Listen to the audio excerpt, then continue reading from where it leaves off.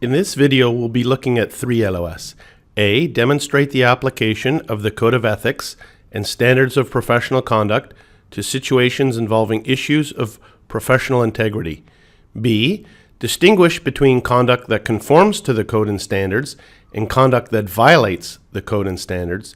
And finally, C, recommend practices and procedures designed to prevent violations of the Code of Ethics and Standards of Professional Conduct. Standard 3, duties to clients and prospective clients. Substandard B, fair dealing. Standard 3B, fair dealing. Members and candidates must deal fairly and objectively with all clients when providing investment analysis, making investment recommendations, taking investment action, or engaging in other professional activities. Some of the highlights with regards to this standard are investment recommendations and investment action.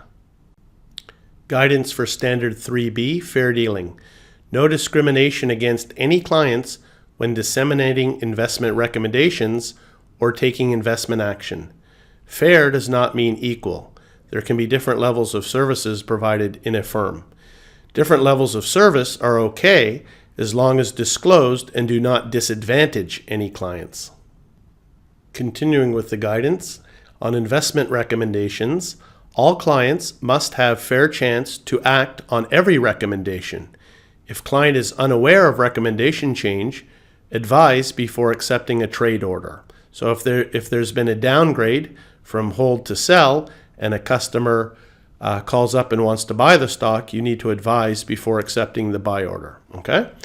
With regards to investment actions, the guidance is treat all clients fairly, consider investment objectives and circumstances, disclose written allocation procedures, for example, with regards to IPO, how trades are allocated, and do not disadvantage any clients when distributing hot issues. Recommended procedures for Standard 3B, fair dealing. Limit the number of people aware of upcoming changes, shorten the time frame from decision to dissemination of those changes, have pre-dissemination guidelines, simultaneous dissemination, which is easier these days in the era of the internet and email, maintain a list of clients and their holdings, and disclose trade allocation procedures. Continuing with the recommended procedures, review accounts regularly to ensure fair client treatment. If a firm offers different levels of services, disclose this fact to all clients. And finally, deviations from strict pro rata allocation of IPO is sometimes okay. That's in the case if there's a minimum block size. For example, a board lot is 100 shares. And that's the last slide for Standard 3B, fair dealing. Thank you.